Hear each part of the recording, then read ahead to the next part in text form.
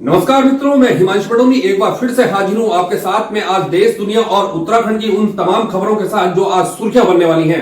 बात सबसे पहले चुनावी होगी और भारतीय जनता पार्टी आज उत्तराखंड में करीबन 60 सीटों पर अपने प्रत्याशियों की घोषणा करने जा रही है। इन 60 सीटों की यदि बात करें तो इसमें कई दिग्गज ऐसे हैं कि जो चुनावी मैदान में उतर रहे हैं। भाजपा ने अपने जितने कैबिनेट मंत्री हैं सबके जो टिकट है वो बरकरार रखते हुए उनको फिर से चुनावी मैदान में उतारे हैं। हालांकि कुछ नए चेहरों को भारतीय जनता पार्टी इसमें शामिल कर उन्हें चुनावी मैदान में उतार रही है, लेकिन कुछ सिटिंग एमएलए जिनकी संख्या करीबन 9 से 10 बताई जा रही है उनके भी टिकट कटने के आसार हैं।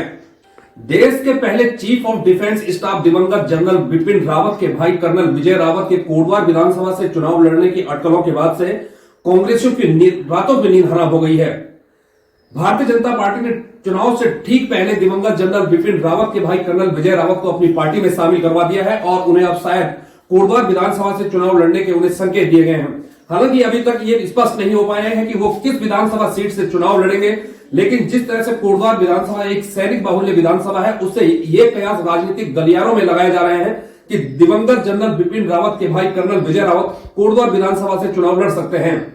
हालांकि कांग्रेसी कार्यकर्ताओं और दूसरे नेताओं का यह कहना है कि पिछले 5 सालों से लगातार वो कोटद्वार विधानसभा में अपनी चुनावी तैयारियां कर रहे हैं। भारतीय जनता पार्टी के टिकट लड़ने की अटकलों के बीच हमने कुछ सैनिकों से भी बात की है, तो उनका यह कहना था कि वो स्वागत करते हैं भाजपा सरकार के इस बड़े निर्णय का। यदि कर्नल विजय रावत कोटद्वार विधानसभा से इलेक्शन लड़ते हैं तो वो भारी बहुमतों से यहां से जीतकर विधानसभा पहुंचेंगे। लेकिन इस बात में भी हम लोग इंकार नहीं कर सकते क्योंकि 2012 का जो विधानसभा चुनाव था, जब मेजर जनरल भुवन चंद खंडूरी पूरे दमखम के साथ इस विधानसभा में चुनाव लड़े थे, लेकिन कांग्रेसियों ने उन्हें घेर कर यहां करीबन 5000 वोटों से अधिक वोटों से उन्हें हारने के लिए विवश कर दिया था।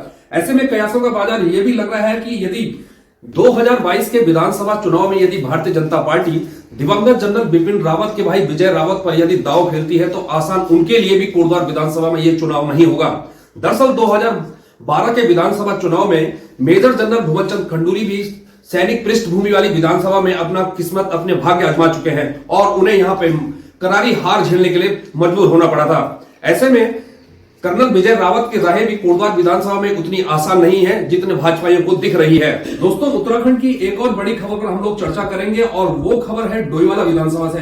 दरअसल पूर्व मुख्यमंत्री त्रिवेंद्र सिंह रावत ने डोईवाला विधानसभा से अगला इलेक्शन लड़ने से साफ इनकार कर दिया है और बाकायदा उन्होंने एक लेटर लिखकर अपने राष्ट्रीय अध्यक्ष जेपी नड्डा को आगाह कर दिया, उन्हें बता दिया है कि वो अगला इलेक्शन नहीं लड़ना चाहते हैं। हमने आपको कल ही कर्मभूमि टीवी में ये बता दिया था कि त्रिवेंद्र सिंह रावत डोईवाला विधानसभा से चुनाव हार सकते हैं।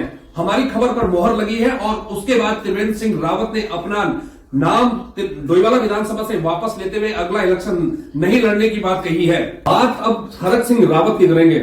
हरक सिंह रावत कांग्रेस में शामिल होने के लिए पिछले 4 दिनों से दिल्ली में डेरा जमाए हुए हैं, लेकिन कांग्रेस की केंद्रीय आला कमान से अभी तक उन्हें न ग्रीन सिग्नल मिला है और न ही उन्हें पार्टी में शामिल करने जैसी कोई बात सामने आई है। दरअसल हरक सिंह रावत को बीजेपी ने 6 साल के लिए पार्टी से निष्कासित करते हुए उन्हें मंत्रिमंडल से बर्खास्त कर दिया था और उसके बाद हरक सिंह रावत अब कांग्रेस में शामिल होना चाहते हैं।